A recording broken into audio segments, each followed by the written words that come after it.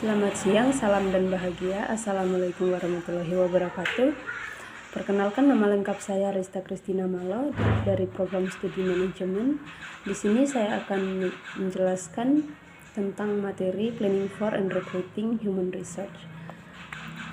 Di slide selanjutnya ada pengertian perencanaan atau planning. Nah, secara umum pengertian perencanaan adalah proses menentukan hal-hal yang ingin dicapai atau tujuan di masa depan, serta menentukan berbagai tahapan yang diperlukan untuk mencapai tujuan tersebut. Nah, perencanaan merupakan fungsi dari manajemen yang paling penting, di mana di dalamnya itu terdapat aktivitas mendefinisikan tujuan organisasi, membuat strategi, serta mengembangkan rencana kerja organisasi. Jadi, perencanaan adalah tahap awal dalam kegiatan suatu organisasi terkait dengan pencapaian tujuan organisasi tersebut. Nah, di sini terdapat karakteristik dari perencanaan, di mana yang pertama itu terdapat fungsi manajerial perencanaan, yang merupakan fungsi manajerial pertama dan terpenting, menyediakan dasar untuk fungsi lain dari manajemen, yaitu pengorganisasian kepegawaian, pengarahan, dan pengendalian karena dilakukan di dalam ruang lingkup rencana yang dibuat. Yang kedua ada berorientasi. Berorientasi pada tujuan merupakan perencanaan yang berfokus pada mengidentifikasi tujuan organisasi, mengidentifikasi tindakan alternatif, dan memutuskan rencana tindakan yang tepat yang akan dilakukan untuk mencapai tujuan. Yang ketiga ada perpasif. Perpasif dalam hal ini berarti perencanaan harus dapat hadir di semua segmen yang diperlukan sesuai level organisasi. Meskipun ruang lingkup perencanaan bervariasi di berbagai tingkatan dan departemen. Yang berikutnya ada proses berkelanjutan rencana untuk jangka waktu tertentu. Katakanlah untuk 1 bulan, kuartal, tahun, dan seterusnya. Setelah periode tersebut berakhir, rencana baru dibuat. Dengan mempertimbangkan persyaratan dan kondisi organisasi saat ini dan di masa depan. Yang kelima ada proses intelektual, di mana proses intelektual ini merupakan proses latihan mental yang melibatkan penerapan logika, berpikir, memperkirakan, membayangkan secara cerdas dan berinovasi. Yang keenam itu ada futuristik. Nah, dalam proses perencanaan ini kita dapat mengintip masa depan. Ini mencakup memproyeksikan masa depan, melakukan analisis dan memprediksinya sehingga organisasi dapat menghadapi tantangan masa depan secara efektif. Yang ketujuh ada pengambilan keputusan, di mana pengambilan keputusan ini dibuat mengenai pilihan tindakan alternatif yang dapat dilakukan untuk melakukan tujuan. Di slide berikutnya ada fungsi perencanaan. Nah, pada fungsi perencanaan ini merupakan proses untuk membantu pengambilan keputusan terbaik yang sesuai dengan tujuan organisasi. Pada pelaksanaannya, proses perencanaan ini dilakukan oleh seorang manajer harus menjawab pertanyaan 5W tambah 1H. Jadi intinya dalam perencanaan ini berfungsi untuk mencapai efektivitas dan efisiensi dalam kegiatan organisasi. Nah, dengan begitu maka dilakukan upaya mengidentifikasi berbagai hambatan, melakukan koreksi terhadap penyimpangan segera mungkin, sehingga orientasi dapat dikendalikan dengan baik. Di sini ada tujuan perencanaan. Nah, di setiap organisasi tentunya memiliki tujuan yang berbeda-beda, dan tentunya perencanaan yang dibuat akan berbeda juga. Namun pada dasarnya tujuan organisasi itu melakukan perencanaan adalah sebagai berikut. Yang pertama, mengantisipasi dan beradaptasi dengan segala perubahan yang terjadi.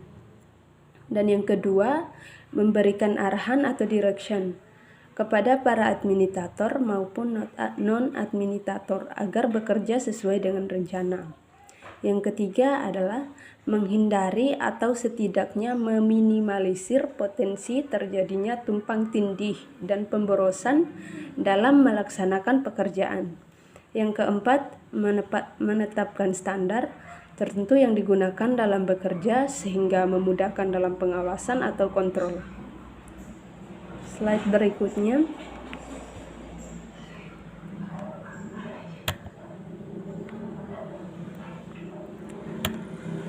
Di slide berikutnya ada jenis-jenis perencanaan. Nah, secara umum perencanaan dapat dibedakan menjadi 3, yaitu yang pertama perencanaan berdasarkan ruang lingkup. Berdasarkan ruang lingkupnya, rencana itu dibagi lagi menjadi 3. Yang pertama ada rencana strategis atau strategic planning, yang merupakan perencanaan yang di dalamnya terdapat uraian mengenai kebijakan jangka panjang dan waktu pelaksanaan yang lama. Umumnya jenis perencanaan seperti ini sangat sulit untuk diubah. Yang kedua itu ada perencanaan taktis atau tactical planning, yaitu perencanaan yang di dalamnya terdapat uraian tentang kebijakan yang bersifat jangka pendek, mudah disesuaikan aktivitasnya selama tujuannya masih lama. Dan rencana terintegrasi atau integrated planning, yaitu perencanaan yang di dalamnya terdapat penjelasan secara menyeluruh dan sifatnya terpadu.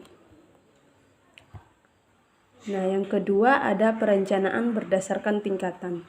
Nah, perencanaan berdasarkan tingkatan ini, begitupun dengan perencanaan pertama tadi, itu dibagi menjadi 3 juga, yaitu rencana induk, yang dimana rencana induk itu merupakan perencanaan yang fokus pada kebijakan organisasi, di mana di dalamnya terdapat tujuan jangka panjang dan ruang lingkupnya luas. Yang kedua itu ada rencana operasional atau operational planning, yaitu perencanaan yang fokus pada pedoman atau petunjuk pelaksanaan program-program organisasi. Yang ketiga ada rencana harian atau day-to-day planning, yaitu perencanaan yang di dalamnya terdapat aktivitas harian yang bersifat rutin. Berikutnya ada perencanaan berdasarkan jangka waktu.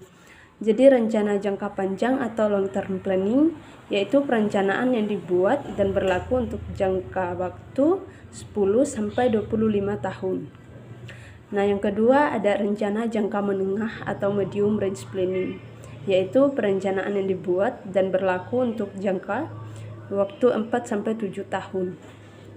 Yang ketiga ada rencana jangka pendek atau short range planning, yaitu perencanaan yang dibuat dan hanya selama kurang lebih 1 tahun. Berikutnya, pada penjelasan kali ini kita akan belajar mengetahui siapa itu recruiter, apa tugas dan tanggung jawabnya, apa skill yang dibutuhkan untuk menjadi HR recruiter, serta memudahkan proses rekrutmen karyawan dengan Lean of HR.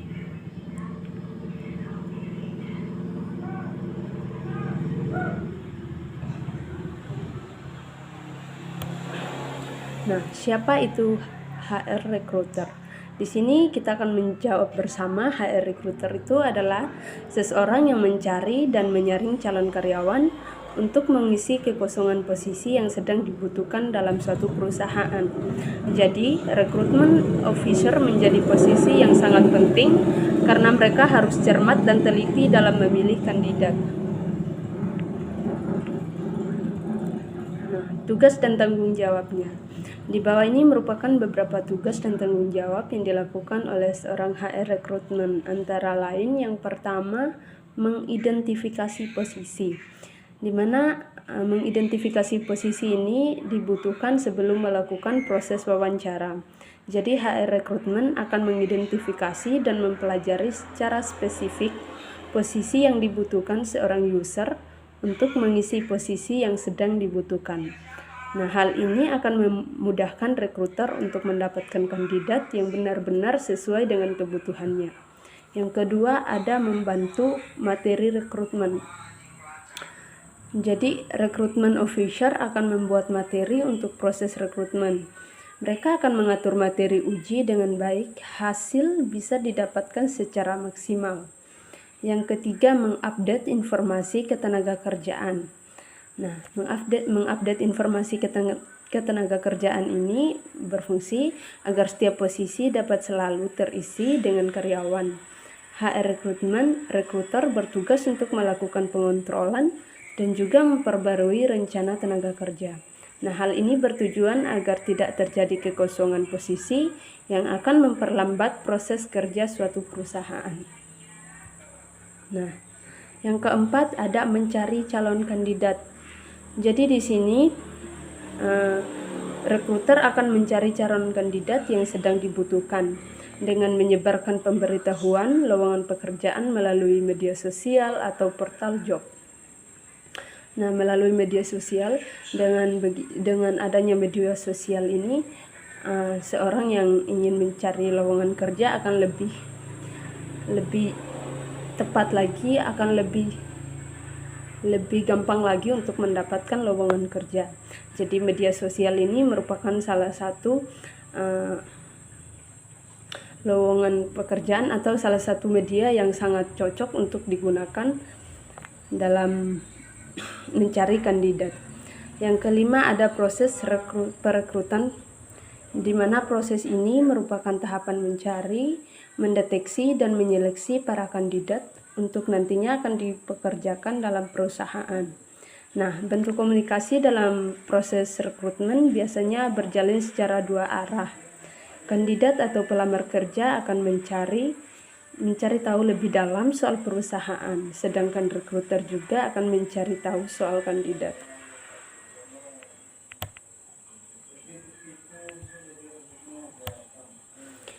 Nah, di sini ada skill yang dibutuhkan untuk menjadi HR recruiter. Nah, rekrutmen adalah sebuah proses yang sangat kompetitif. Terdapat beberapa skill yang pastinya dibutuhkan untuk menjadi seorang HR recruiter yang profesional. Jika Anda tertarik dengan posisi ini, pastikan Anda memiliki skill yang disebutkan di bawah ini. Yang pertama, ada communication skill. Jadi seorang recruiter harus bisa melakukan komunikasi yang baik secara langsung ataupun melalui saluran telepon. Proses komunikasi akan berjalan lancar jika rekruter memiliki pengetahuan dan wawasan yang luas terhadap hal apapun. Yang kedua, ada kemampuan marketing dan sales. Perekrutan bisa diartikan juga sebagai proses penjualan. Dalam hal ini, Anda akan diminta untuk menjual posisi kepada calon kandidat dan meyakinkan mereka akan posisi dan perusahaan yang mereka lamar merupakan pilihan yang terbaik. Jadi pada intinya proses ini adalah kegiatan untuk meyakinkan semua pihak yang terkait, mulai dari kandidat, user, pemimpin, hingga pemimpin perusahaan. Yang ketiga, membangun hubungan. Jadi seorang HR recruiter harus bisa dalam membangun hubungan dengan orang baru untuk menciptakan sebuah peluang yang menguntungkan. Yang keempat, manajemen waktu. Rekrutmen officer pastinya memiliki serangkaian tugas yang tidak hanya satu, agar seluruh tugas bisa dikerjakan dan selesai sebelum deadline. Kemampuan dalam manajemen waktu juga tidak kalah penting, karena jika Anda dapat mengatur waktu dengan baik, maka pastinya Anda bisa lebih produktif dalam bekerja. Yang berikutnya ada keterampilan dalam bidang IT dan media sosial. Seiring dengan perkembangan teknologi dan komunikasi, media sosial sangat penting untuk proses penerimaan teknologi dan juga penyampaian sebuah informasi, atau Anda juga harus mampu mengoperasionalkan teknologi dan juga media sosial. Karena setiap logaritma yang dihasilkan dapat membantu Anda memprediksi calon kandidat dengan menggunakan media sosial dan media terkini. Nah, yang kedua, memudahkan proses rekrutmen karyawan dengan modul rekrutmen LeanOfHR. Dalam sebuah perusahaan pastinya ingin memiliki karyawan yang berkompeten untuk membantu dalam proses pencapaian target.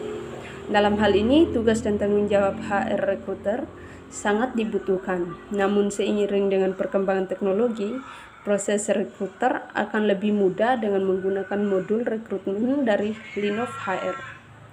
Berikutnya, modul rekrutmen dari LeanOfHR akan membantu dalam proses rekrutmen karyawan secara efektif, mulai dari perencanaan, mengelola lowongan pekerjaan, hingga proses seleksi calon kandidat. Sekian dan terima kasih.